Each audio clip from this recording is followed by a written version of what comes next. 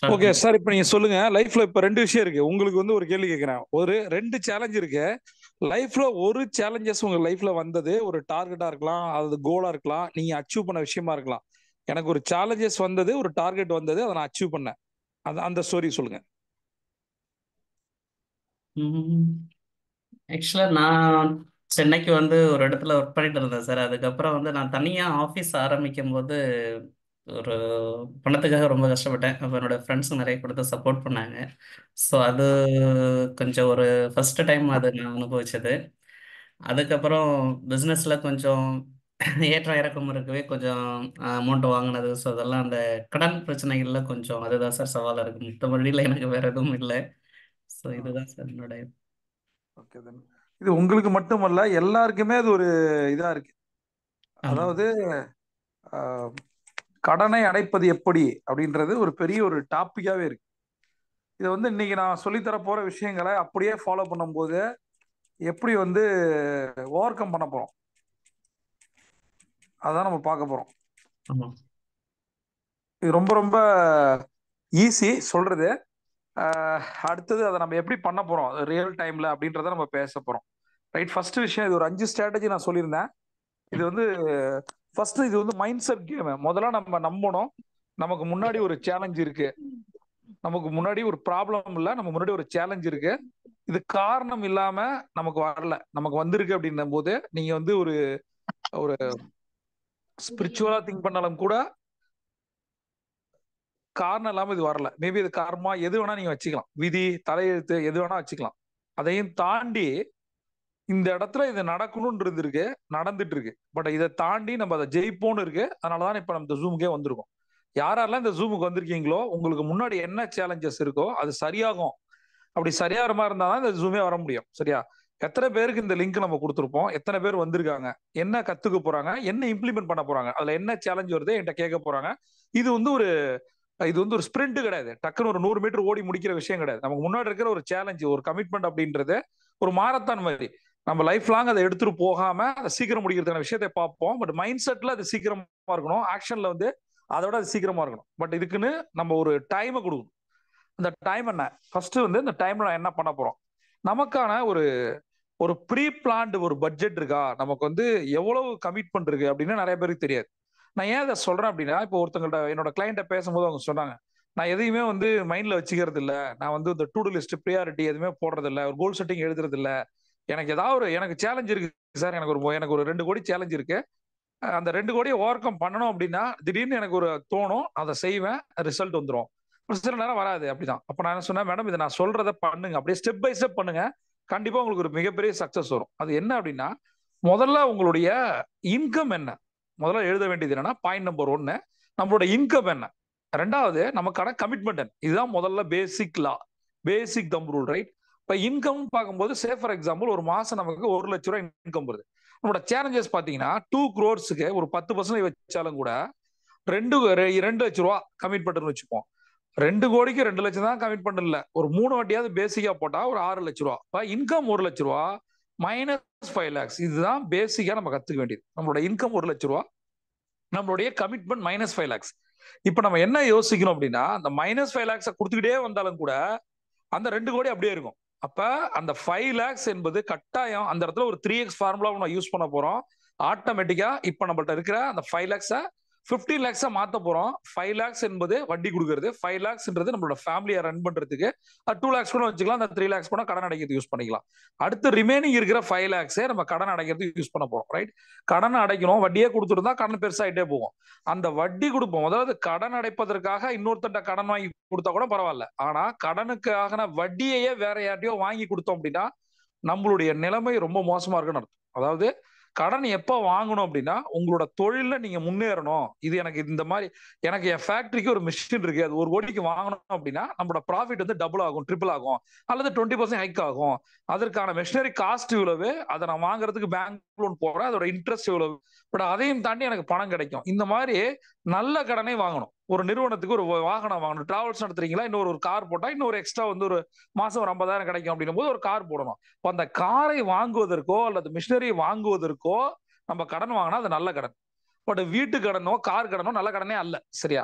அதனால ஃபர்ஸ்ட் நீங்க வாங்குற கடன் வந்து இது எதற்காக? அப்ப இதுல செகண்ட் பார்ட் என்னன்னா, கடனை கொடுப்பதற்காக திருப்பி கடன் வாங்குறோமா, அல்லது கடனுக்கான வட்டியை கொடுப்பதற்காக நம்ம கடன் வாங்குறோமா? கடனை கொடுப்பதற்கு வாங்குறதே ரொம்ப ரொம்ப பேத்தட்டிக். அதுலயும் கடனுக்கான வட்டி கொடுப்பதற்காக கடன் வாங்குறோம் அப்படின்னா இது ஒரு டேஞ்சர் சைன். இதை முதல்ல நம்ம ஃபுல் ஸ்டாப் பண்ணணும். இந்த சேலஞ்சஸ் நம்ம ஃபேஸ் பண்ணி தான் ஆகணும். இது மாதிரியே வாங்கி வாங்கி ஒரு பணத்தை வாங்கி கடனை அடைப்பதற்காக இன்னொரு கடன் வாங்குறதோ, அல்லது ஒரு பணத்தை வாங்கி கடனுக்கான வட்டியை கொடுக்கறதோ இதே பண்ணிட்டு இருந்தோம் அப்படின்னா ஒரு காலகட்டத்துல அது நின்றும். அது நிக்கும் போது என்ன ஆகும்? ஆட்டோமேட்டிக்கா பேக் ஃபயர். அதனால ஃபர்ஸ்ட் இப்பயே பிளான் பண்ணிக்கணும். எவ்வளவு நாள் இது ஓடுனா இந்த படம் ஓடவே ஓடாது. அப்ப என்ன பண்ணணும்? ஒரு 3 months ஓட்ட முடியுமா? எப்பயுமே நான் சொல்றது, இன்னைக்கு சொல்றது உங்களுக்கு 2 நாட்கள் உங்கள் வாழ்க்கையை மாத்தோம். மினிமம் 90 நாள் கோல்டன் அவர் உங்கள் வாழ்க்கையை மாத்தோம். இன்னைக்கு நீங்கள் எழுத வேண்டியது உங்களுடைய கமிட்மெண்ட் எவ்வளவு, உங்களுடைய வருமானம் எவ்வளவு. இந்த கமிட்மெண்ட்டுக்கான 3x ஃபார்முலா யூஸ் பண்ணி, ஃபார் எக்ஸாம்பிள் இப்ப வைக்க வேண்டிய டார்கெட் 2 கோடி இன்ட்டு 3, அப்ப 6 கோடி ரூபாய் நமக்கு வரணும். 2 கோடி கமிட் பண்றது 6 கோடி வரணும். அப்ப அது அட்லீஸ்ட் அதற்கான வட்டியை கொடுக்கணும், பிளஸ் கடனை கொஞ்சமா கொடுக்கணும். இப்போ வட்டி 6 லட்சம் அப்படின்றதால அட்லீஸ்ட் ஒரு 4 லட்சமாவது நம்ம வந்து கடனை திருப்பி கொடுக்கணும். அப்ப ஒவ்வொரு மாசமும் 4 லட்சத்திற்கான வட்டி கம்மியாயிட்டே போகும். இப்ப இது முடியுமா அப்படின்னா இது எல்லாமே மைண்ட் செட் கேம். உங்களால முடியும். முடியாதுன்னு எதுவுமே கிடையாது. முடியறதுக்கு என்ன பண்ணணும் இதை நம்ம பார்க்க போறோம். ரைட். இப்ப இது பேசிக்கலா 2 பார்ட் அந்த ஜூமா கொடுக்கலான்னு இருக்கேன். முதல் பார்ட்ல எப்படி வந்து பினான்சியல் சேலஞ்சஸ் ஃபேஸ் பண்றது, ரெண்டாவது அதை எப்படி ஓவர் கம் பண்றது. ரைட். ஃபேஸ் பண்ண தெரியாம தான் நிறைய பேர் அதுல ஸ்ட்ரகிள். இது ஒரு ஸ்ட்ரகிள் கிடையாது. முதல்ல நான் என்ன சொல்றேன்னா, நமக்கு முன்னாடி இருக்கிறது கடனோ கமிட்மெண்ட்டோ அல்ல. நமக்கு முன்னாடி இருக்கிறது டாஸ்க். அப்படி புரிஞ்சுங்க. சரியா? நீங்க வந்து ஒரு 2 கோடி ரூபாய் ஒரு இதுல இன்வெஸ்ட் பண்ணிருக்கீங்க. இப்ப அதுக்கு மாசம் 6 லட்ச ரூபாய் கொடுக்க போறோம். எக்ஸ்ட்ரா ஒரு 4 லட்சம் சம்பாதிக்க போறோம். 10 லட்ச ரூபாய் நம்ம சம்பாதிக்கிறது எப்படி அப்படின்னு ஒரு மைண்ட் செட்ல ஒரு கேள்வியை போட்டீங்கன்னா, அந்த மைண்ட் செட் கேம் வச்சு நீங்க 90 நாள் கொண்டு போனீங்க. நான் திரும்பவும் சொல்றேன், 10 லட்சம் இல்ல, 90 நாள் முடிக்கும் போது உங்களோட 2 கோடி கடனை அடைஞ்சிரும்.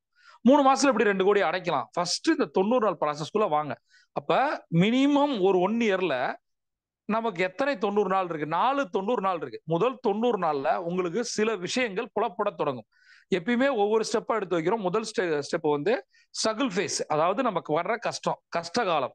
ரெண்டாவது சர்வைவல். இது ஓரளவுக்கு மேனேஜ் பண்ண முடியும். சிலது வந்து தொட கூட முடியாது. என்ன பண்ணதே தெரியாது. ஏன்டா விடுதுன்னு இருக்கும். நமக்கு என்ன பண்ண போறோம்னு தெரியல. அந்த மாதிரி இருக்கிறது ஸ்ட்ரகிள் காலம். ரெண்டாவது இதை வந்து சர்வைவ் காலம். இங்க வாங்கி அதை கொடுக்கறது. இப்ப நம்ம ஃபர்ஸ்ட் வந்து சக்சஸ், தேர்ட் வந்து சக்சஸ் காலம். சக்சஸ் காலத்துக்கு நம்ம போனோம் அப்படின்னா இந்த ஸ்ட்ரகிள் காலத்தையும் சர்வைவல் காலத்தையும் தாண்டி வரும். இந்த இடத்துல நீங்க நல்லா கவனிங்க. லாஸ்ட் 3 இயர்ஸ் உங்களுடைய பண வரவு எப்படி இருந்தது?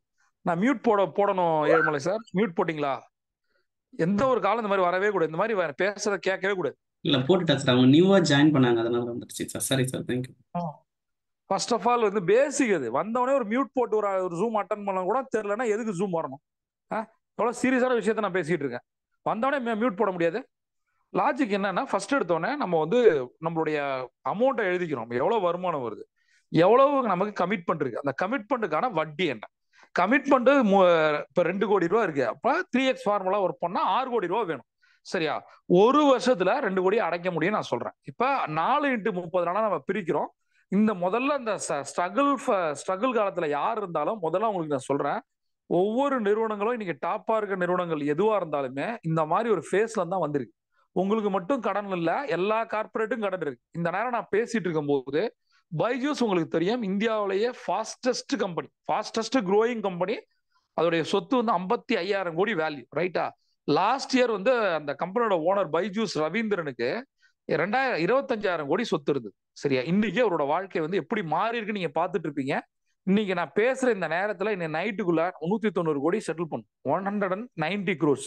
இப்ப நீங்க யோசிச்சு பாருங்க, ஒரு மனுஷன் 55,000 கோடி சொத்துக்கு போயிட்டு டோட்டலா கம்பெனி அசெட்டை கிரியேட் பண்ணி அதுல அவருடைய பர்சனல் சொத்து மட்டுமே 25,000 கோடி இருந்து அது இன்னைக்கு ஜீரோவாகி இன்னைக்கு நைட்டு 190 கோடி கொடுக்கணும் அப்படின்னா ஒரு மனிதனுடைய ஒரு சக்சஸை பாக்குறீங்க, அந்த நேரத்துல ஒரு ஃபாலை பாக்குறீங்க. இந்த இடத்துல சொல்றேன், இதுல இருந்து கூட மீண்டு எழுந்து வர முடியும். ஃபர்ஸ்ட் சொல்றேன் 190 கோடி இப்ப கொடுக்கணும். இப்ப -50,000 crores ஆயிடுச்சு. இருந்தாலும் சொல்றேன், இந்த இடத்துல இருந்து கூட நம்மளால மீண்டு வர முடியும்.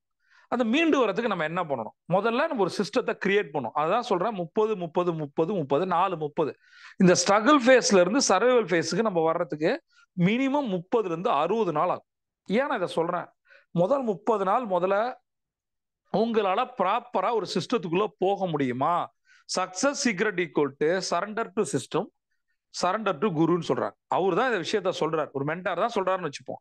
இப்ப நமக்கான சிஸ்டத்தை கிரியேட் பண்ணோம். அப்படி இல்லை அப்படின்னா அந்த சிஸ்டம் யாராவது கிரியேட் பண்ணியிருந்தாங்கன்னா அதை நம்ம ஃபாலோ பண்ணணும். அந்த சிஸ்டத்துக்கு பேர் தான் நான் தங்க நேரம் சொல்றேன்.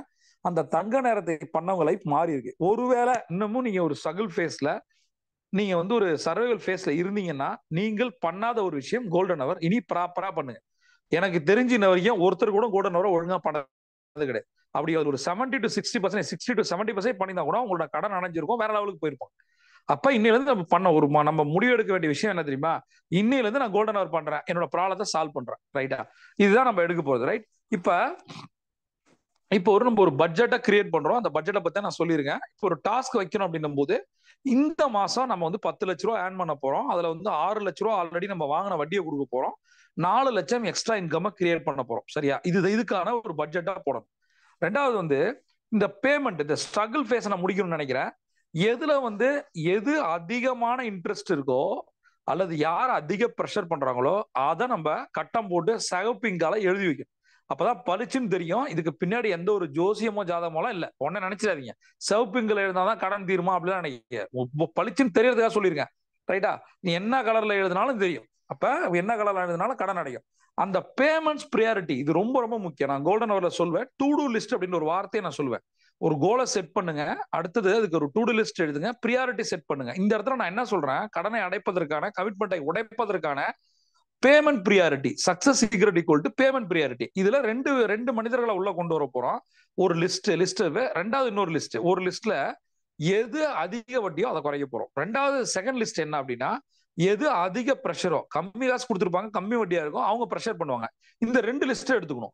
இந்த லிஸ்ட் எப்படி எழுதணும் அப்படின்னு பாத்தீங்கன்னா, நான் சீரியல் நம்பர் 1 ஃபர்ஸ்ட் லிஸ்ட், அவரோட பேரு, அவர்கிட்ட வாங்கின அசல் 10 லட்சம், அவருக்கு வந்து கொடுத்துருக்கிற வட்டி, இப்ப இன்னும் எவ்வளவு அசல் கொடுக்கணும், அவ்வளவு அசல் அப்படியே தான் இருக்கும். 10 லட்சம் ஆனா வட்டி கொடுத்துருந்தோம் அப்படின்னா இது வரைக்கும் கரண்ட்ல அந்த கடன் அப்படியே தான் இருக்கும். யோசிச்சு பாருங்க, 10 லட்ச ரூபா ஒருத்தண்ட வாங்கி 2 வருஷம் கொடுத்துருப்பீங்க. 5 வட்டியா இருந்தா எவ்வளவு பாருங்க, 3 வட்டியானா எவ்வளவுன்னு பாருங்க. அந்த கடன் அப்படியே தான் இருக்கும், ஆனா வட்டி மட்டும் கொடுத்துருப்பீங்க.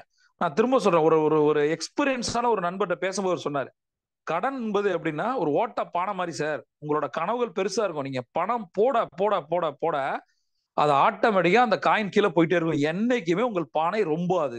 அப்ப உங்கள் இலக்குகளை அச்சீவ் பண்ணணும்னா முதல்ல அந்த பானையை மூடணும். அப்ப அந்த பானை ஓட்டன்றது கடனை அடைச்சாதான் நிம்மதியா இருக்க முடியும். நிம்மதியான மனநிலை தான் நிறைய பணத்தை கொடுக்கும். அதனால இது ஒரு பெத்தடிக்கா எடுத்துக்க தேவையில்லை, எல்லாருக்கும் இருக்கு. முதல்ல தேவைன்னா மனநிலை. இந்த மைண்ட் தான் ரொம்ப கரெக்டா ஹேண்டில் பண்ணும். ரைட்டா? இப்ப நான் என்ன சொல்றேன் கிளைண்ட்டுக்கு அப்படின்னா, முன்னாடி ஒரு சேலஞ்ச் இருந்ததுன்னா அதை வந்து நீங்க ரொம்ப டீப்பா எடுத்துட்டு போவாது. உங்களுக்கு முன்னாடி ஒரு கடன் இருக்கு, ஒரு கமிட்மெண்ட் இருக்கு அப்படின்னா, உங்க ஒரு 10 நண்பர்கள் காலையில இருந்து இதை பத்தி உங்கள்ட்ட பேசுறாங்கன்னா நீங்க என்ன பதில் சொல்வீங்க? உங்களால இதை அடைக்க முடியும், நல்லா யோசி, ஒரு பட்ஜெட்டிங் போடு, எக்ஸ்பென்ஸை ட்ராக் பண்ணு, எவ்வளவு செலவுகள் பண்றோன்றத பாரு, அது எதெல்லாம் குறைக்க முடியுமான்னு பாரு. தேவையற்ற செலவுகளா, அவசியமான செலவுகளை தான் பண்ணணும் அப்படின்னு கிடையாது, அத்தியாவசிய செலவுகள் தான் பண்ணணும், அவசியமான செலவுகளே பண்ணக்கூடாது. அப்ப செலவுகள் எதெல்லாம் குறைக்கலான்னு பாரு, எப்படி வருமானத்தை இன்க்ரீஸ் பண்றது பாரு. இப்படி நீங்க சொல்றீங்க, இதெல்லாம் அவங்களுக்கு சொல்றீங்கன்னா உங்களுடைய ஆறாம் மாறுது. ஆட்டோமேட்டிக்கா நீங்கள் இப்ப யோசிக்க வேண்டிய விஷயம் என்னன்னா, உங்களுடைய இன்கம் இன்க்ரீஸ் பண்றதுக்கான விஷயத்த எப்படி என்ன பண்ண போறீங்க. இந்த லிஸ்ட போட்டீங்க, அந்த லிஸ்ட்ல பாருங்க, அந்த 10 லட்சம் இருக்கு, 10 லட்சம் வட்டி கொடுத்துரும், 10 லட்சம் அப்படியே இருக்கு, அடுத்த மாசமும் 10 லட்சம் கடன் இருக்கு. அப்ப அதை உடைக்கணும் அப்படின்னா இன்கம் இன்க்ரீஸ் பண்ணணும். இப்ப இந்த இடத்துல சொல்லுங்க, என்ன பண்ணா இன்கம் இன்க்ரீஸ் ஆகும்? ஏதாவது ஒரு எக்ஸ்ட்ரா ஒர்க் பண்ண முடியுமானா 100% நான் சொல்றேன். நிறைய கடன்காரங்கள் பண்ற தப்பு என்ன அப்படின்னா, கடன் வச்சிருப்பாங்க, ஆனா பிசினஸ் வந்து ஏற்கனவே பிசினஸ் கம்மியாயிட்டே இருக்கும், புதுசா ஒரு பிசினஸ் எடுக்க மாட்டாங்க, அல்லது எக்ஸ்ட்ரா ஒரு வேலைக்கு போக மாட்டாங்க. எக்ஸ்ட்ரா அதாவது ஒண்ணு பிசினஸ் மாத்துங்க, அல்லது உங்களோட பிசினஸ் மாடலை மாத்துங்க, உங்களுடைய ப்ராடக்டை இன்க்ரீஸ் பண்ணுங்க, உங்களோட சர்வீசஸை இன்க்ரீஸ் பண்ணுங்க, ஒரு எக்ஸ்ட்ரா ஆன்லைன் ஒர்க்கோ அல்லது பார்ட் டைம் ஒர்க்கோ பண்ணுங்க. ரைட்டா? இதை மாதிரி பண்ணும் போது அந்த கடன்ற கமிட்மெண்ட் குறைய ஆரம்பிக்கும். செய்யறதே செஞ்சுதான் காசு வராம போச்சு, அதே தொடர்ந்து செஞ்சீங்கன்னா காசு வராது. செய்யறதை செய்தான், செய்யறதை செய்தால் காசு வராது. நான் யாரு ஏழுமலா தெரு ஸ்ரீலதன் ஒரு மேடம், அவங்க யாரோ புதுசாக ஜாயின் அவர் பண்ணாங்க சொல்லுங்க. சார். மேடம் நீங்கள் அன்மியூட் பண்ணாதீங்க ப்ளீஸ், வரும்போது ரொம்ப டிஸ்டர்பன்ஸாக இருக்குது உங்கள் லைனு. ஸோ நீங்கள் 2 டைம் டிஸ்கனெக்ட் பண்ணி வந்திருக்கீங்க. ஸோ பார்த்துங்க, கேர்ஃபுல் மேடம். Thank you sir. ஓ, என்ன சொல்றதுனே தெரியல எனக்கு, என்ன பேசிட்டு மறந்துடும் எனக்கு, அண்ணமுடி பேசிட்டு இருக்கேன். ரைட்டா?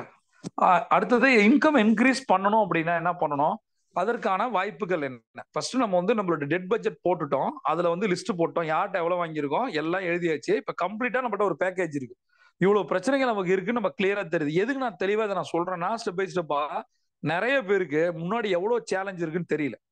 முதல்ல நீங்க ரெண்டு விஷயமா பார்க்கணும். ஒன்னு வந்து உங்களுடைய பர்சனல் கமிட்மெண்ட் எவ்வளவு இருக்கு. இந்த மாசம் வந்து ஒரு கரண்ட் பில் கட்டுறது, ஒரு வாடகை, இந்த மாதிரி ஒவ்வொரு விஷயம் உங்களுக்கு பர்சனலா இருக்கிறது. அடுத்தது உங்கள் நிறுவனத்துக்கு இருக்கிற பிரச்சனைகள். உங்க நிறுவனத்துக்கு நீங்க கரண்ட் பில் கட்டணும், வாடகை கொடுக்கணும், எம்ப்ளாய்க்கு சேலரி கொடுக்கணும், அந்த மாதிரி ஒரு லிஸ்ட் இருக்கு. அதை தாண்டி உங்களுடைய பர்சனல் கடன் எவ்வளவு, உங்களுடைய கார்பரேட் கடன் எவ்வளவு. நிறுவனத்துக்காக வாங்கியிருப்பீங்க சரியா, இப்ப என்ன ஆயிடும்னா நிறுவனத்துக்கான வாங்கின கடன் எவ்வளவு, அதோட வட்டி விகிதங்கள் எவ்வளவு, இதெல்லாம் கணக்கு பண்ணும். இந்த ரெண்டு லிஸ்ட்டை கையில வச்சுக்கணும். நான் திரும்ப சொல்றேன், நிறைய பேர் அந்த லிஸ்ட்டை போடுறது இல்லை. நம்ம பர்சனல் கடன் எழுதும் போது ஒரு கொஞ்சம் இருக்கும், கார்பரேட் கடன் எழுதும் போது பல கோடிகள் இருக்கும். அதை எழுதி வச்சுக்கிட்டு நான் திரும்ப சொல்றேன், எழுதி வைக்கும் போது success secret equal to data speaks. அவ்வளவுதான். டேட்டா அவங்கள்ட்ட பேசும், இதை பண்ணணும். எப்படி பேசும்? இந்த இடத்துல நம்ம மூணாவது ஒரு பாயிண்ட் வந்திருக்கோம், இன்கம் இன்க்ரீஸ் பண்ண போறேன். அப்ப இன்கம் இன்க்ரீஸ் பண்ணணும் அப்படின்னா இந்த 10 லட்சத்துக்கு முதல் பாயிண்ட், யார்கிட்டையும் கடன் வாங்கி கடனை கொடுக்க கூடாது. இப்ப பிரச்சனை வந்து அசலே கிடையாது, அசல் யாருமே கேட்கல சரியா, இப்ப வந்து கேட்கறது வட்டி கேட்கறாங்க.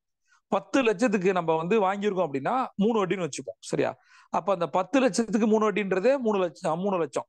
அந்த 3 லட்சத்தை எப்படி கொடுக்க போறோம்? அந்த 3 லட்சம் கூட சம்பாதிக்க முடியல, அந்த வட்டிக்கான காசை சம்பாதிக்க முடியலன்னா எப்படி அசலுக்கான காசை சம்பாதிப்போம்? சரி, என்னைக்குதான் அசலை அடைப்போம்? அசல் அடைக்கவே முடியாது, பேங்க்ரப்சி தான் அது. நான் திரும்ப திரும்ப சொல்றேன், பேங்க்ரப்சி ஐபி தான் கொடுக்கணும். இப்போ தொடர்ந்து 3 மாசம் உங்களால உங்களோட வட்டிக்கான காசை சம்பாதிக்க முடியல உங்க நிறுவனம்னா, உங்கள் நிறுவனம் வேஸ்ட். அந்த நிறுவனத்தை மூடுறது ரொம்ப நல்லது. ஏன்னா அந்த நிறுவனத்தை வச்சு கடன் வச்சிருப்பீங்க, அந்த நிறுவனத்தை மூட முடியாம வச்சிருப்பாங்க. ஏன்னா அந்த நிறுவனத்தை நம்பிதான் கடன் கொடுத்துருப்பான். மூடிட்டு போனா இன்னும் பிரஷர் அதிகமாயிடும். அதற்காகவே அதை நன் பண்ணுவான், அது பெரிய செலவு நோக்கி போகும். முதல்ல தெளிவா உட்காந்து டீமோட பேசணும் சரியா. இவ்வளவு இருக்கு, வட்டிக்கே சம்பாதிக்க முடியலன்னா என்னைக்கு அசல் அடைக்க போறோம்? அந்த வட்டி அடைப்பதற்கு என்ன பண்ணும்? நம்மள்ட்ட என்ன ப்ராடக்ட் இருக்கு, நம்மள்ட்ட என்ன சர்வீஸ் இருக்கு, அந்த ப்ராடக்டை இன்க்ரீஸ் பண்ண முடியுமா, சர்வீஸ் இன்க்ரீஸ் பண்ண முடியுமா, ரிசோர்ஸ் அதிகப்படுத்த முடியுமா, அல்லது அதிக லாபம் தரக்கூடிய இன்னும் பிற சில தொழில்களை செய்ய முடியுமா, ஒரு பார்ட் டைம் பிசினஸ் எடுக்க முடியுமா, ஒரு ஆன்லைன் பிசினஸ் எடுக்க முடியுமா, நம்மளோட நேரம் எவ்வளவு இருக்கு, முதல்ல எல்லாமே சரி பண்ணும். எங்க இருந்து பிரச்சனை ஸ்டார்ட் ஆகும் அப்படின்னா, இந்த ஒரு நிறுவனத்துடைய ஓனர் வந்து கடன்ல மாட்டுறாருன்னு வச்சுப்போம். கடன்ல மாட்டினவரை அவர் என்ன பண்ணுவாருன்னா, பெரும்பாலும் நடக்கிறது தான், அவரு பிசினஸை சரியா பண்ண மாட்டாரு, அவர் கடனை துரத்துவார், அதாவது பணத்தை துரத்துவார். ஏன்னா இந்த மாசம் கமிட்மெண்ட் வந்து சே ஃபார் எக்ஸாம்பிள் ஒரு 3 லட்சம் எக்ஸ்பெண்டிச்சரோட ஒரு 5 லட்சம் வந்துருச்சுன்னா, இந்த 5 லட்சத்தை அவர் வட்டி வாங்குறதுக்கான வேலையில இறங்கிடுவார். யார் வட்டிக்கு தருவா? 5 லட்சம், ஒரு வட்டி, 2 வட்டி, 3 வட்டி, 5 வட்டி, கந்து வட்டின்னு போயிட்டே இருக்கும். அப்ப அந்த 5 லட்சத்துக்கு போய் வாங்கி உள்ள போடுவாரு, அது உள்ள டக்குன்னு முழுகிடும். திருப்பி அடுத்த வட்டிக்கு திருப்பி ஒரு கடன் வாங்குவாரு. இதே மாதிரி வாங்கிட்டு இருந்தா என்ன ஆகும்? அப்ப அங்க இருக்கிற டீம் யார், அங்க பொறுப்பான ஒருத்தர் இருக்கணும். பொறுப்பான ஒருத்தர் இருப்பாரா, இல்ல பொறுப்பான டீம் இருக்குமா, டீம் லீடரோ மேனேஜரோ அல்லது யாரோ, அந்த டீம்ல உட்காந்து நம்ம பிளான் பண்ணணும். இவ்வளவு இஷ்யூஸ் இருக்கு, நாளையில இருந்து இதை மாற்றணும், அதுக்கு என்ன பண்ணலாம், என்ன பிசினஸ் பண்றோம். முதல்ல நம்ம பண்ற தொழில்கள்ல வருமானம் வருதா? அப்படி வருமானம் வராம திரும்பி பிளாஷ்பேக் போனோம்னா, லாஸ்ட் 3 இயர்ஸா ₹1 கூட வருமானம் வந்திருக்காது, ஆனா அந்த நிறுவனம் நடந்துகிட்டே இருக்கும். அது என்ன இருக்குன்னு பாத்தீங்கன்னா, 3 வருஷம் டோட்டல் எக்ஸ்பெண்டிச்சர் எடுத்து பாத்தீங்கன்னா அது ஒரு பெருசா இருக்கும். கரண்ட் பில் கட்டுறதுக்காகவோ, வாடகைக்காகவோ, சேலரிக்காகவோ அதுவே கடன் வாங்கி கொடுக்கணும். முதல்ல இங்க ரெஸ்பான்சிபிலிட்டி என்ன அப்படின்னா, ஒரு எம்ப்ளாயி வந்து ஒரு 10,000 வாங்குறாங்கன்னா 10,000 இன்ட்டு 20 டைம்ஸ் அவங்கள்ட்ட இருந்து ப்ராஃபிட்டை எடுக்க தெரிஞ்சவன் தான் பிசினஸ் ஓனர்.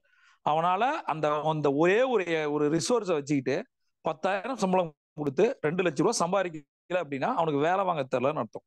2 ஸ்டாஃப் இருந்தா 4 லட்ச ரூபா வரணும், 3 ஸ்டாஃப் இருந்தா 6 லட்ச ரூபா வரணும், 5 பேர் கொண்ட டீம் 10 லட்ச ரூபா வரணும். 10 லட்சம் வந்தா இந்த கடனே வந்திருக்கு. அப்ப ஒரு ஸ்டாஃபுக்கு கொடுக்குற சேலரியோ, கரண்ட் பில்லோ, வாடகையோ, அங்க ஸ்டேஷனரியோ, கேன்டீன் பில்லோ, இது எல்லாமே எக்ஸ்பெண்டிச்சர். என்ன, ஒரு மாசம் எக்ஸ்பெண்டிச்சர் இவ்வளவு. இப்ப இதுக்கு 1 லட்ச ரூபா செலவாகுது அப்படின்னும் போது, ஏற்கனவே நம்ம கொடுக்கறது, நம்ம வந்து ஒரு 3 வட்டிக்கு போனோம் அப்படின்னா 10 லட்ச ரூபாய்க்கு எவ்வளவு ஆச்சு? 3 லட்சம். 3 லட்சம் பிளஸ் 1 லட்சம், 4 லட்சம். அந்த சம்பளம் கொடுக்கறதுக்கு, கரண்ட் பில்லுக்கு, வாடகைக்கு திருப்பி 1 லட்சம். அப்ப அந்த நிறுவனம் வந்து எதையுமே லாபம் ஈட்டாமல் என்ன பண்ணிட்டு இருக்கு? அதான் முதல் கேள்வி. இதெல்லாம் பிசினஸ் ஓனர்ஸ் மேபி அதை பார்ட்னர்ஷிப், ஏன்னா ஒரு நண்பர் ஒருத்தர் கேள்வி கேட்டிருந்தார், பார்ட்னர்ஷிப்ல வந்து நான் ஒர்க் பண்ணிட்டு இருக்கேன், என்னுடைய நண்பர் வந்து எதையுமே தலையிடுறது இல்ல, பணத்தை போட்டாரு, ஆபீஸ் வராரு போறாரு, அங்க நடக்கிறத கவனிக்கல, எல்லா வேலையும் நான் தான் செய்யறேன், சேல்ஸ்ல இருந்து மார்க்கெட்டிங்ல இருந்து நான் தான் பண்றேன் சார், பிசினஸை கொண்டு வரேன் சார், நீங்க அட்மினிஸ்ட்ரேஷனையாவது பாருங்க சார், எக்ஸ்பென்சஸ் பாருங்க சார், நான் சொல்றேன், அவர் கேட்க மாட்டாரு அப்படின்னு கேட்கிறாரு. நான் என்ன சொன்னேன், கேட்கல, ஒண்ணு இந்த பார்ட்னர்ஷிப்ல ஒரு 6 மாசத்துல பணத்தை கொடுத்தா நீ வெளில போயிட்டு சொல்லு, இதான் லாஜிக். ஏன்னா இந்த பார்ட்னர்ஷிப்பால எந்த யூஸும் இல்லை, எல்லாமே இந்த பையன் தான் பண்றான். அப்ப எதுக்கு அவர் பணத்தை போட்டு உட்காந்துருக்காரு? அந்த பணத்தை நான் சொன்னேன், வேற யார்ட்டையாவது பணத்தை வாங்கி இவனை கொடுத்து இவனை அனுப்பிச்சிரு, சிங்கிள் ஓனரா மாறிடு. எப்பயுமே சொல்றேன், ஒரு ப்ரொப்ரைட்டர்ஷிப் கம்பெனி வந்து நல்லது, ஆனா பார்ட்னர்ஷிப்பை போறத கூட அவ்வளவு நல்லது இல்லை. அதுக்கு பிரைவேட் லிமிடெடா போயிடு. ஒன் மேன் ஷோவே இருக்கு, ஒன் மேன் பிரைவேட் லிமிடெட் கம்பெனிஸே இருக்கு, சிங்கிள் டைரக்டர் கம்பெனின்னு சொல்லுவாங்க. அதுல உன் பேர்ல மாத்திக்க கம்பெனியை, நீ ஒர்க் பண்ணு. ஆட்டோமேட்டிக்கா ஒரு நல்ல ஸ்டாஃபை தூக்கி அட்மினிஸ்ட்ரேஷனுக்கு போட்டுட்டு இந்த சேல்ஸ் அண்ட் மார்க்கெட்டிங்கை எக்ஸ்ட்ரா பண்ணினா அந்த நண்பருக்கு கொடுத்த காசை யார்ட்டையும் வாங்கியிருக்கோம் இல்லையா, அதை நம்ம கொடுத்துடலாம், கொஞ்சம் எக்ஸ்ட்ரா எஃபோர்ட்டை போடு. இதுதான் நான் சொன்னவரு. இப்ப ஃபர்ஸ்ட் ஆஃப் ஆல் வந்து இந்த பிசினஸை பத்தியும் இந்த நடக்கிற நிதி அதாவது பினான்ஸ் சரியில்லை அப்படின்னா, அதாவது உள்ள பணம் எவ்வளவு, இன்னும் டவுட், உள்ள பணம் எவ்வளவு வருது எவ்வளவு போகுது அப்படின்ற ஒரு லிஸ்ட் இல்ல, டெய்லி அதான் சொல்றேன் பாருங்க. அப்ப யார் அந்த அந்த நிறுவனத்துல பொறுப்பா இருக்காங்களோ அவங்களுடைய டேபிள்ல இருக்க வேண்டிய விஷயம் என்னன்னா கம்ப்ளீட் லிஸ்ட் இருக்கணும். இதுதான் வந்து இப்போ முதல் விஷயம். சேலரி, கரண்ட் பில்லு, வாடகை, இது வந்து ஆபீஸ்க்கான எக்ஸ்பெண்டிச்சர். ரெண்டாவது நம்ம கிளையண்ட்டுக்கு கொடுக்க வேண்டிய காசு, இதை வரிசையா லிஸ்ட் போடணும். கிளையண்ட்டுக்கு எவ்வளவு கொடுக்கணும், 10 லட்ச ரூபா, அதுக்கு இன்ட்ரெஸ்ட் எவ்வளவு, இதே மாதிரி கொடுக்க வேண்டிய காசை போட்டு எழுதி ஒட்டும் போதுதான் நாம இங்க ஆபீஸ்க்கு காலைல எதுக்கு வந்திருக்கோம், என்ன பண்ணிட்டு போறோம் அப்படின்னு தெரியும். இப்ப வந்து ஒரு ரிசோர்ஸை சரியா வேலை வாங்கணும் அப்படின்னா அந்த ஓனர் கூட சேர்ந்து வேலை செய்யணும். ரைட், முதல்ல இங்க வந்து ஆக்டிவ் மோட்ல போகணும். இப்ப நான் வந்து ஸ்கிராச்சா ஆரம்பிச்ச கம்பெனி கூட நான் சொல்றேன், எந்த ஒரு கம்பெனியும் நான் திரும்ப சொல்றேன், 1 இயர்ல உங்களுடைய கடனை அடைச்சு உங்களால லாபம் ஈட்டக்கூடிய ஒரு கம்பெனியா மாற்ற முடியும். நம்மளுடைய பினான்சியல் ஒழுங்கினங்களை தவிர்க்கணும், பினான்ஸை கம்ப்ளீட்டா கொலாப்ஸ் ஆகிறத நிறுத்தணும். அடுத்த விஷயம் என்ன நம்ம முடிவு பண்ணோம் அப்படின்னா, செயல்கள் சரியா நடக்குதா அப்படின்னு பார்க்கணும். மூணாவது, ஒரு புது பிசினஸ் எடுத்திருக்கோமா அதை ட்ராக் பண்றோமா. Business tracking, success secret equal business tracking. Business ட்ராக்கிங்னா என்ன, உங்களுடைய ப்ராடக்ட் எவ்வளவு இருக்கு அதை முதல்ல எழுதிக்கணும். இல்ல சிம்பிள் லாஜிக் நான் சொல்லி தரேன் பாருங்க. இப்போ வந்து 1 கோடி ரூபாய் நீங்க சம்பாதிக்கணும்னு நினைக்கிறீங்க, வேற வழி இல்ல, சம்பாதிச்சு தான் ஆகணும். அந்த 1 கோடிக்கு இப்போ உங்கள்கிட்ட ப்ராடக்ட் எவ்வளவு இருக்குன்னு பாருங்க, என்ன மாதிரி ப்ராடக்ட்ஸ் எல்லாம் இருக்கு, சர்வீசஸ் எல்லாம் இருக்குன்னு பாருங்க. உங்களுடைய ஒரு ப்ராடக்ட் வந்து 1000 ரூபாய் அப்படின்னா எத்தனை ப்ராடக்ட் இன்ட்டு 1 கோடின்னு பாருங்க. எத்தனை ப்ராடக்ட் விற்கணும், ஒரு வருஷத்துக்கு 1 கோடி அப்படின்னா உங்களுக்கு ஒரு மாசத்துக்கு 10 லட்சம் ரூபா, 10 லட்சம் டிவைடட் பை 1000 ரூபாய், அப்ப அத்தனை பொருட்கள் நீங்க வித்துருக்கணும். இந்த தெளிவு இல்லாம நீங்க வந்து பிசினஸ் நாளைக்கு கை வைக்க கூடாது. ரைட்டா? அப்ப உங்களோட ப்ராடக்ட் சர்வீசஸ் என்ன, இந்த ப்ராடக்ட் சர்வீசஸை வச்சுக்கிட்டு என்னால 1 கோடியை வந்து கடனை அடைக்க முடியாது அப்படின்னா உங்களோட ப்ராடக்ட்ல ப்ராப்ளம் இருக்கு. அப்ப நீங்க வந்து எக்ஸ்ட்ரா இன்கம் தரக்கூடிய ஒரு ப்ராடக்ட் சர்வீஸை சூஸ் பண்ணணும். அதுக்கு நிறைய பிரான்ச்சைசி பிசினஸ் இருக்கு, நிறைய பிரான்ச்சைசி பிசினஸ் இருக்கு. முன்னாடி யோசிங்க, அதாவது வெறும் 1000 ரூபாய் இன்வெஸ்ட்மெண்ட்ல 10 லட்சம் சம்பாதிக்கிற பிசினஸ்லாம் இருக்கு, வெறும் 1000 ரூபாய். ஆனா அந்த 1000 ரூபாயை போட்டுட்டு வேலை செய்யாம இருக்கக்கூடாது. அப்ப அதுதான் இந்த இடத்துல நான் சொல்றேன், the word call business tracking. Business ட்ராக்கிங்க போட்டோம், இப்போ ஒரு 1000 ரூபாய் ஒரு அஃபிலியேட் பிசினஸ்ல இன்வெஸ்ட் பண்ணிட்டோம் அப்படின்னா ஆட்டோமேட்டிக்கா என்ன பண்ணணும், அந்த 1000 ரூபாய் எப்படி ஒரு லட்சமா மாறுது, அந்த 1 லட்சம் எப்படி 10 லட்சமா மாறுது அப்படின்ற விஷயத்தை நம்ம வந்து பிளான் பண்ணணும். சரியா?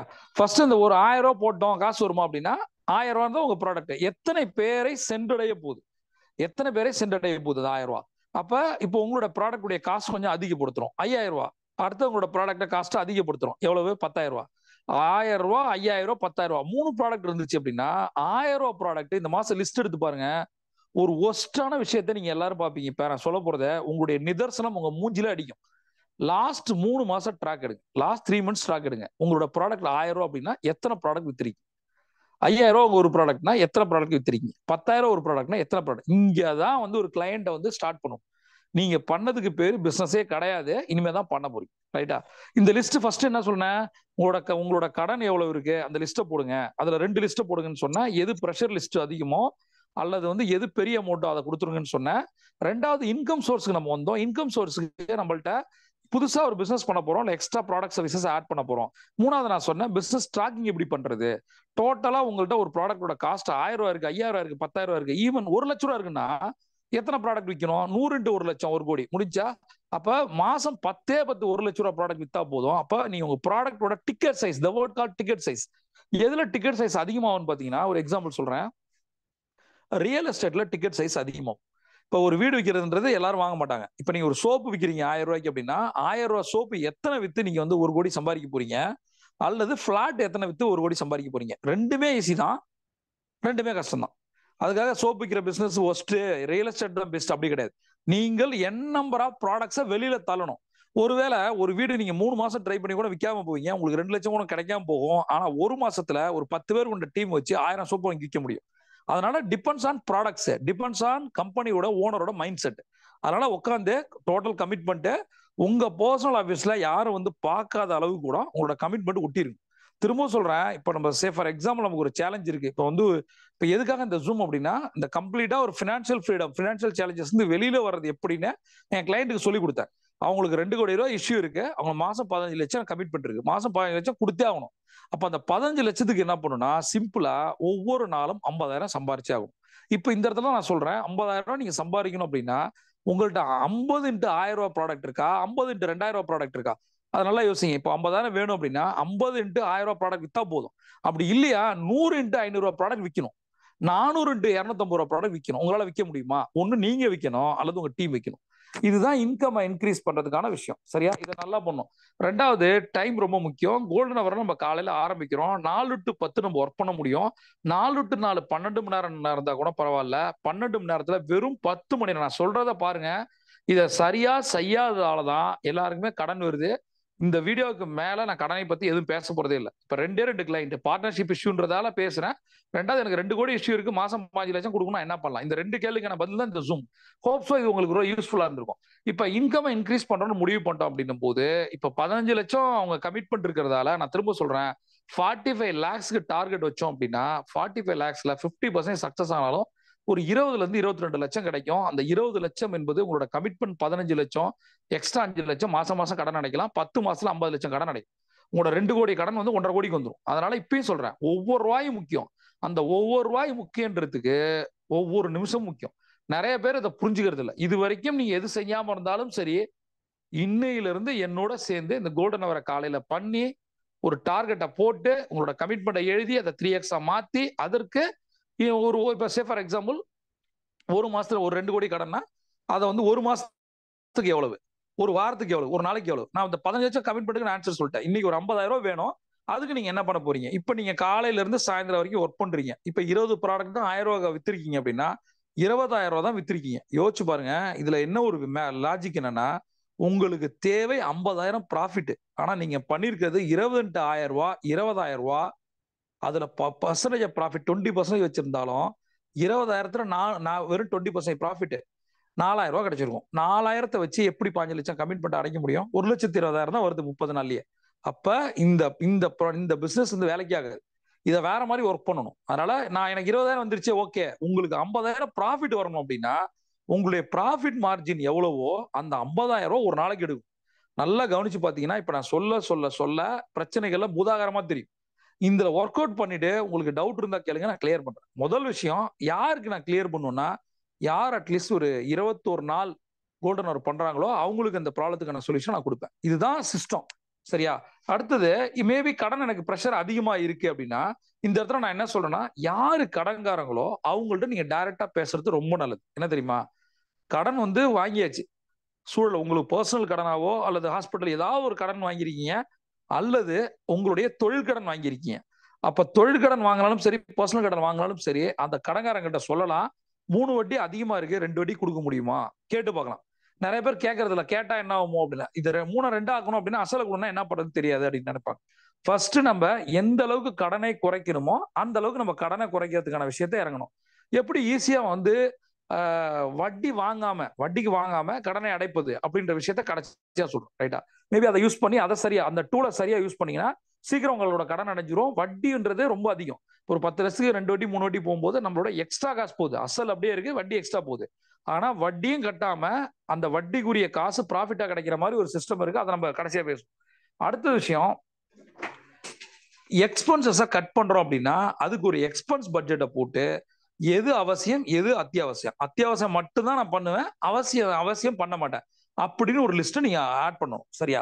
எதெல்லாம் நீங்க பண்றீங்க, அதாவது நான் சொல்றேன் பாருங்க, எது சீப் அப்படின்னு யோசிங்க. இந்த வேர்டு ரொம்ப முக்கியம். Success secret equal to cheap. இது வரைக்கும் உங்களோட வாழ்க்கையில ஒரு ஹோட்டலுக்கு போறீங்க, நிறைய அதுக்காக சீப்பான ஹோட்டலுக்கு போகணும்னு சொல்லல, காஸ்ட் கம்மியான நல்ல ஹோட்டலை ட்ரை பண்ணுங்க. நீ எந்த அளவுக்கு ரெஸ்டாரண்ட்ஸ்க்கு போறீங்க, எது காசு அதிகமா இருக்கு யோசிங்க. முடிஞ்ச அளவுக்கு ஹோட்டல் ஃபுட் எல்லாம் அவாய்ட் பண்ணலாம். என்னென்ன எக்ஸ்பென்சஸ் அதிகமா இருக்கோ இதெல்லாம் அவாய்ட் பண்ணலாம். அடுத்தது, ரொம்ப ரொம்ப மிக முக்கியமானது, 2 பாயிண்ட் கடைசியா நான் சொல்லணும்னு நினைக்கிறேன். ஒண்ணு வந்து, பினான்சியல் கவுன்சிலிங் இல்லாமல் உங்களால் வாழ்க்கையில் ஜெயிக்க முடியும். அதாவது பினான்சியல் ஹெல்த் ரிப்போர்ட் நான் சொல்லுவேன். உங்களுடைய வருமானம் எவ்வளவு, உங்களுடைய கடன் எவ்வளவு, இதுக்கு என்ன பண்ணலான்ற ஒரு ரிப்போர்ட்டை நீங்க எடுப்பீங்களா? நீங்க அதை முதல்ல நான் சொல்ற டேட்டாலாம் எடுத்துட்டு எனக்கு கீழே இருக்க நம்பருக்கு கால் பண்ணி எனக்கு ஒரு ஃபினான்ஷியல் கவுன்சிலிங் தேவைப்படுதுன்னு சொன்னீங்கன்னா அவங்க கனெக்ட் பண்ணுவாங்க. ஒரு டைம் நான் எடுத்து உங்களோட உட்காந்து உங்களோட கடன் எவ்வளவு, இந்த கடனை அடைப்பதற்கான சிஸ்டம் என்னன்றதை நான் சொல்லி தருவேன். புரியுதா? ஆனா ஒண்ணு, என்னுடைய எல்லா விஷயங்களுமே கோல்டன் அவரை பேஸ் பண்ணி தான். உங்களால 4 to 5 எனக்கு ஒரு 21 நாள் டைம் கொடுக்க முடியல அப்படின்னா, என்னால 4 மணிக்கு எந்திரிக்க முடியாது, கோல்டன் அவர் பண்ண முடியாதுன்னு நீங்க சொல்லிட்டீங்கன்னா, அந்த அப்பாயின்மெண்ட்டுக்கு வரக்கூடாது, அந்த காலுக்கே வரக்கூடாது. சரியா? எந்த ஒரு ஃபினான்ஷியல் செக்கும் கிடையாது, நீங்களே பண்ணி தான் பண்ணிக்கணும். பட் என்னை பொறுத்த வரைக்கும் எவ்வளவு பெரிய கடனா இருந்தாலும் உங்களால அடைக்க முடியும். அதற்கு ஃபினான்ஷியல் கவுன்சிலிங் ரொம்ப ரொம்ப முக்கியம். ரைட்டா? அவங்க எதுக்காக சொல்றேன்னா, நமக்கான ஒரு மென்டாரோ நமக்கான ஒரு கோச்சோ இல்ல அப்படின்னா நம்ம பண்ற தப்ப தொடர்ந்து பண்ணிட்டே இருப்போம். அப்போ ஒரு ஒரு ஒரு காலகட்டத்தில் ஒருத்தர் போறாரு, ஒரு பெரிய வட்டிக்கு போயிட்டாரு. நான் அவர்கிட்ட ஒரு ஒரு 15 நாள் கழிச்சு என்கிட்ட கால் பண்றாரு. நான் சொல்றேன், எதுக்கு சார் இவ்வளவு வட்டிக்கு போனீங்க? அந்த இடத்துல இதை பண்ணிருப்பேன், பண்ணேன் சார், இதனாலதான் நான் அந்த இடத்துல எனக்கு நீங்க கால் பண்ணிருந்தீங்கன்னா வேற ஒரு ஐடியா இருக்கு, அதை பண்ணிருக்கலாம்ல சார், உங்களுக்கு ஒரு 1.25 கோடி லாபம் ஆயிருக்கும்ல அப்படின்னு சொன்னேன். அந்த ஒரு போன் காலால 1.25 கோடி அவருக்கு போச்சு. அது மட்டும் இல்லாம அந்த 1.25 கோடிக்கான ஸ்ட்ரெஸ் என்னாச்சு? எவனோ ஒருத்தருக்கு ஏன் நம்ம காசை கொடுக்கணும்? அப்ப அதனால பினான்சியல் கவுன்சிலிங் ரொம்ப முக்கியம். அடுத்த லாஸ்ட் பாயிண்ட் என்ன தெரியுமா உங்களுக்கு சொல்றேன், எப்பயுமே எது நடந்தாலும் உங்களோட மனநிலைய சமநிலைய வைங்க. எமோஷன் கில்ஸ், அவ்வளவுதான். Emotion spoils. முதல்ல கடன்காரனுக்கான மனநிலைக்கு முன்னாடி நீங்க எப்படி இருந்தீங்களோ அதே மனநிலையை விட ரொம்ப ஸ்ட்ராங்கா கடன்கார மனநிலை இருக்கணும். அப்பதான் எல்லாரையும் நம்மள கொஞ்சுவாங்கன்னு சொல்ல முடியாது, நம்மள அவங்க ஹேண்டில் பண்ற விதமே வேற மாதிரி இருக்கும். இதெல்லாம் மனசு எதிர்பார்க்காம நீங்க நான் தான் அப்படின்னு ஒர்க் பண்ணீங்க அப்படின்னா இந்த பிரச்சனை வேற மாதிரி இருக்கும். முதல்ல முன்னாடி சேலஞ்ச் என்ன இருக்கு? இப்ப ஒரு பவுன்சர் போட்டானா அடுத்த பாலே 6 அடிக்கணும் ட்ரை பண்ணுமா, அல்லது அந்த மேட்சுக்கு எவ்வளவு ரன் வேணும்? அவன் டென்ஷன் பண்ணதான் பவுன்சர் போட்டு தலையில அடிக்கிறான்.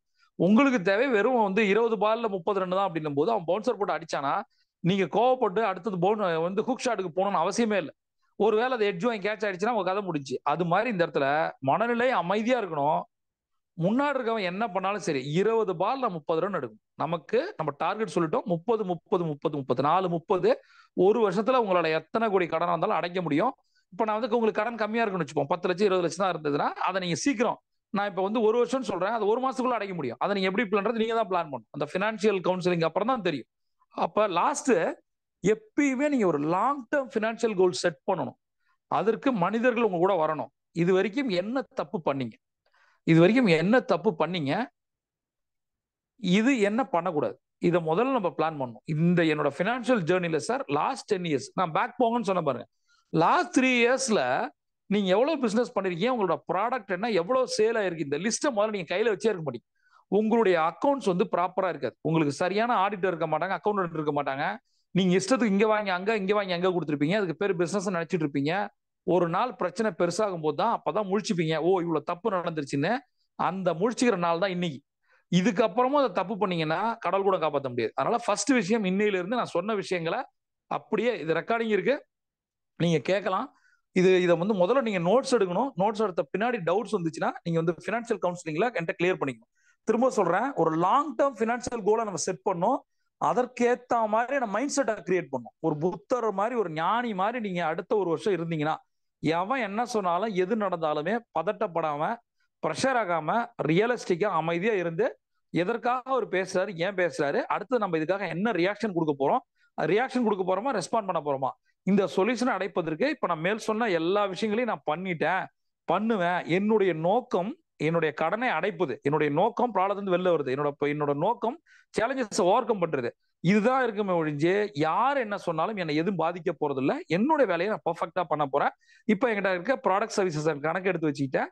அதை 1 கோடி ரூபாய் சம்பாதிக்கணும், அட்லீஸ்ட் 15 லட்சம் கமிட்மெண்ட்டுக்கு வரணும்னா அதை சேல் பண்றதுக்கு அதிகம் என்ன பண்ண போறேன், இதுதான் நம்ம அடுத்த ஜூம்ல பார்க்க போறோம். அடுத்த ஜூம்ல உங்களுடைய சேல்ஸ் எப்படி இன்க்ரீஸ் பண்றது அப்படின்றத பார்க்க போறோம். ஏன்னா சேல்ஸ் இன்க்ரீஸ் ஆனாதான் உங்களுக்கு ப்ராஃபிட் இன்க்ரீஸ் ஆகும்.